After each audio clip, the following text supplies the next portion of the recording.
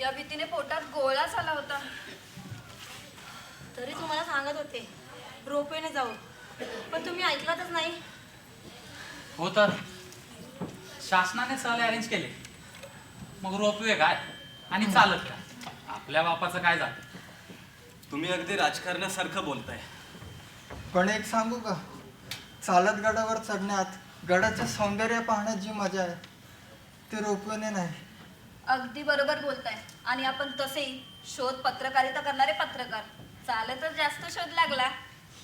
खरं सांगायचं तर खूप लढा-बुर्जापर्यंत सर्व काही ठीक होतं, पण प्रत्यक्ष गड चढण्याचा प्रसंग आला तेव्हा मात्र सगळ्यांचे धाबेदान आणले. हो ना, आपण सर्वजण सुखरूप पोचतो की नाही अशी शंकाच वाटू लागली. पण काही म्हणा, ह्या वस्तूत आल्यावर ना अगदी स्फुरण चढल्यासारखं झालं. पण तुम्ही पाहिलं का, काही धडधाकट लोक सुद्धा डोलीत बसून वर आले.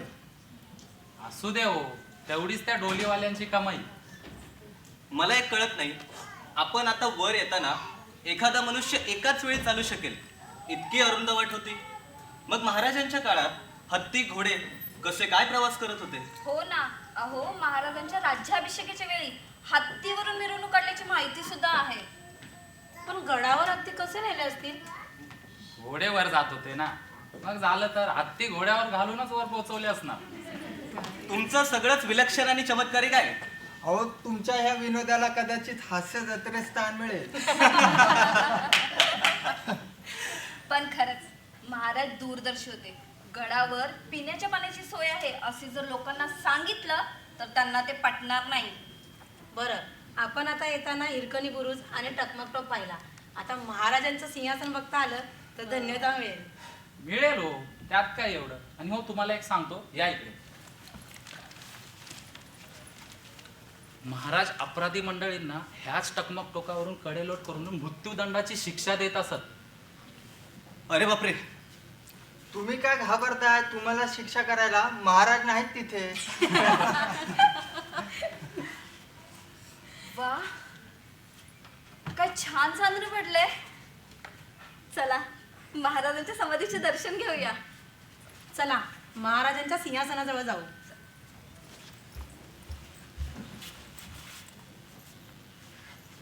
सिंहासनाच्या चौताऱ्यावर आणि ह्यावेळी हा कोण मनुष्य बसला असावा? चला जाऊन बघू. कोण विचित्र माणूस आहे ते.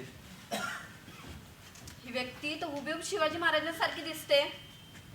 भूत पिशाची योनीतील तर हा कोणी नसेल ना? अरे थांबा, अहो असला तर कव्हर पेज स्टोरी मिळाली की आपल्याला. हो, पण ती कव्हर पेज स्टोरी करायला आपण शिल्लक राहिलो तर ना.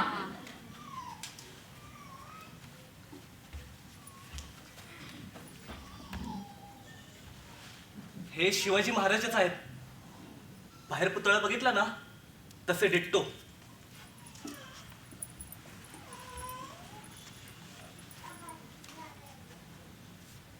अगदी नक्की हे शिवाजी राजेच आहेत, शंकाच नको. हा काय अद्भुत प्रकार आहे. काय एखाद्या चावट माणसाने आपली चेष्टा करण्याकरता छत्रपतींचा पोशाख करून या ठिकाणी बैठक मारली आहे.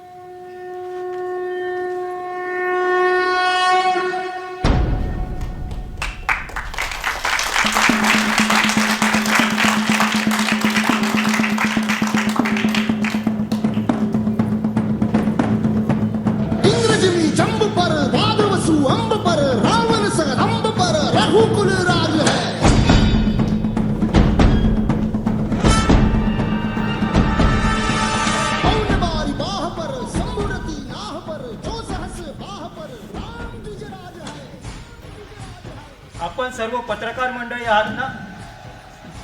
आम्ही ओळखलं आपल्याला.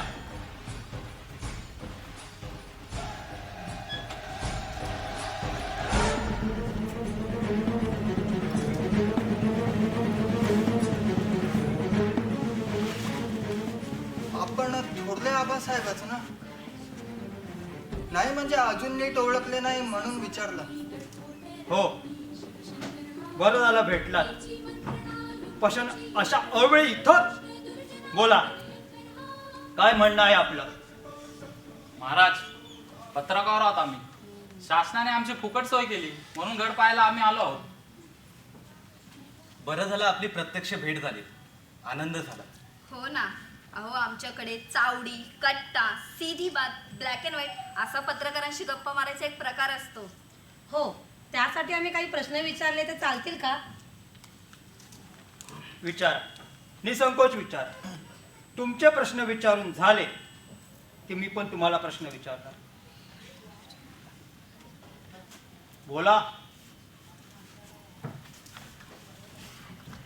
मिस्टर शिवाजी, आपल्या परवानगीने एक सिगारेट ओढू शकतो का?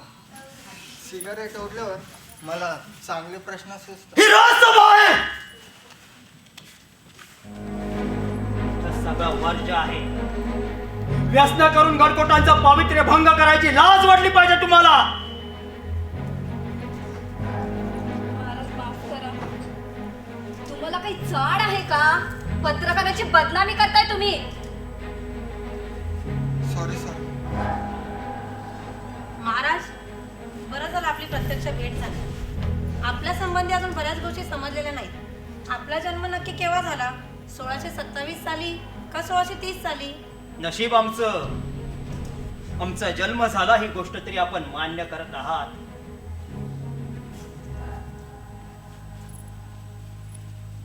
बाकी इतक्या क्षुल्लकशा गोष्टींचं तुम्हाला इतकं महत्व कशाला? हा? आम्ही जन्माला केव्हा आलो याही पेक्षा आम्ही जन्माला येऊन काय केलं ते महत्वाचं. त्याविषयी जर आपण काही बोलला असतात तर बरं वाटलं असतं आम्हाला. एका गोष्टीचं फार आश्चर्य वाटतं महाराज आम्हाला. कुठल्या गोष्टीचं? आपण अष्टप्रधान मंडळ नेमलं होतं म्हणतात.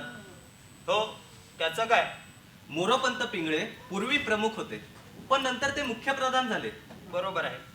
तुमचं म्हणणं काय आहे? शेवटपर्यंत तेच मुख्य प्रधान होते.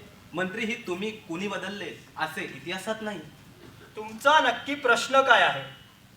हल्ली आपल्या देशात लोकशाही असल्यामुळे वारंवार मुख्यमंत्री बदलतात आणि मुख्यमंत्री नवनवे मंत्री मंत्रिमंडळात आणतात. आपल्या राज्यात तेव्हा लोकशाही नव्हती का? लोकशाहीचा खरा अर्थ तुम्हाला समजतोय का? तुम्हाला समजतोय का? लोकशाही म्हणजे लोकांनी लोकांसाठी चालवलेले राज्य, लोकांना जे पाहिजे ते देणारे राज्य, रयतेचे राज्य. लोकांना आपली संस्कृती, परंपरा, देवळं, धर्म सुरक्षित राहावं असं वाटत होतं. त्यांना यवनांपासून संरक्षण पाहिजे होतं. लेकी सुना यांना निर्भयता पाहिजे होती. शेतकऱ्यांनी भरपूर शेती करावी आणि भरपूर धान्य घरी न्यावं असं वाटत होतं. हे सगळं आम्ही त्यांना श्रींच्या राज्यात मिळवून दिलं. श्रींच्या राज्यात. ही लोकशाही नव्हती का? लोकशाही नव्हती काही. आम्ही माणसं जवळ केली ती पारखून जवळ केली. जे मंत्री नेमले ते सर्व शहाणे लोक होते. आपापल्या खात्याचं त्यांना उत्तम ज्ञान होतं. मग अशी माणसं बदलून दुसरी माणसं नेमण्याचं कारणच काय? पण सध्या अशी पद्धत नाही महाराज. शक्यतो मंत्री नावाच्या माणसाला फारसं ज्ञान नसावं असा आमच्याकडे नियम आहे. निदान त्याला आपल्या खात्याची तरी कसलीच माहिती असू नये असा दंडकच आहे. त्याचं कारण काय? त्याचं कारण म्हणजे त्यांना माहिती असली तर ते सरकारी अधिकाऱ्यांना दम भरतात. सरकारी कारभार व्यवस्थित चालावा असा हट्ट धरतात. म्हणून मंत्री नावाच्या माणसाला काही येता कामा नये असे सध्या सत्तेत असलेल्या पक्षाचे मत आहे. आलं लक्षात. आलं आमच्या लक्षात आलं.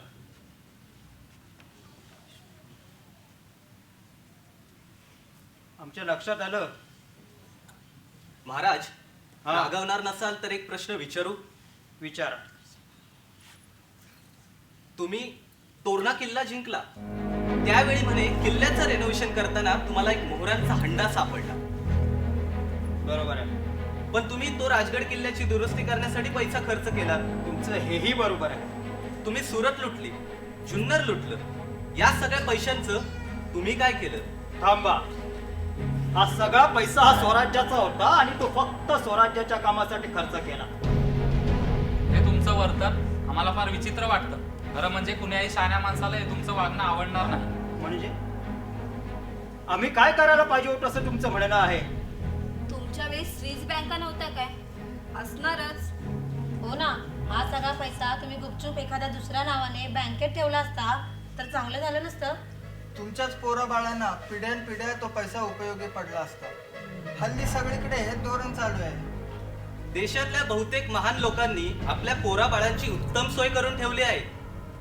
काही मंत्र्यांनी तर स्वतःची आणि पुढच्या 10 पिढ्यांची सोय करून ठेवली आहे. अहो तेवढंच काय, तर काही मंत्र्यांनी तर स्वतःची अशी वैयक्तिक प्रतिष्ठानं काढून आणखी पैसा गोळा केला आहे. प्रतिष्ठान ही काय भानगड आहे? मोठ्या माणसाच्या नावानं सरकारचा उपक्रम आहे असं दाखवून लोकांकडून पैसा गोळा करून तो स्वतःच्या नावावर बँकेत ठेवणे याला प्रतिष्ठान असे म्हणतात. ही नवीन संकल्पना आहे. नशीब आमच्या वेळी ती नव्हती. रयतेकडून जमा केलेला पैसा हा केवळ रयतेच्या कल्याणासाठी वापरायचा असा दंडक आम्हाला आऊसाहेब आणि दादोजी कोंडेवानी दिला.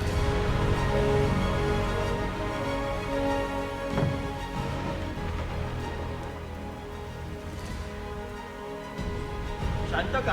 आणखी काही प्रश्न? तुम्ही अफजल खानाला एकदम ठार का मारला? त्याचं मन वळवण्याचा प्रयत्न का नाही केले?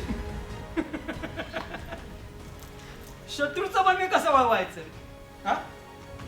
हल्ली इथं हे चालू आहे का? होय महाराज, काश्मीरमध्ये, पंजाब, महाराष्ट्रामध्ये शत्रू पक्षाचं मन वळवून त्यांना आपल्या सोबत घेऊन सरकार चालवण्याचे धोरण चालू आहे. मग या देशाचं भवितव्य ठीक नाही आता. अफजल खानाची स्वारी आल्यावर तुमच्या पक्षाचा खंडोजी खोपडे पळून जाऊन अफजल खानाला मिळाला होता. तो परत तुमची क्षमा मागायला आला. हे कसं काय घडलं? तुम्ही किती पैसे त्याला दिले? पैसे? फितुरांना पैसे द्यायचे असतात का? खरं तर आम्ही त्याला खूप कमी शिक्षा केली, ठारच मारला असता. पण कान्होजी जेठांना शब्द दिला होता म्हणून फक्त त्याचा एक हात आणखी एक पाय आम्ही तोडला.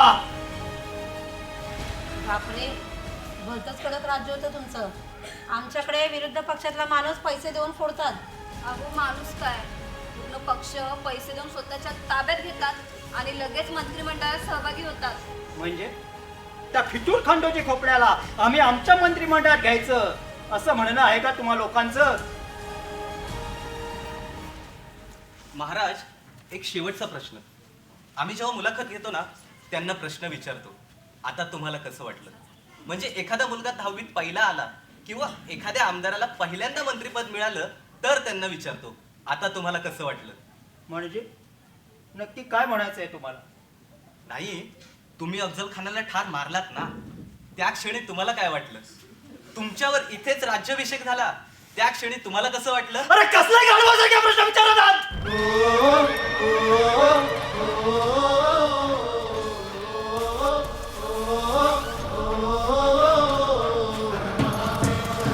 कोण आहे तिकडे?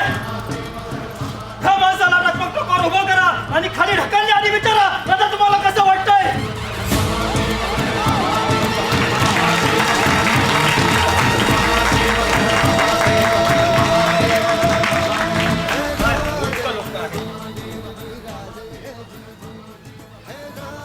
आई भवानी, आता तुझ्याकडे एकच साखळ.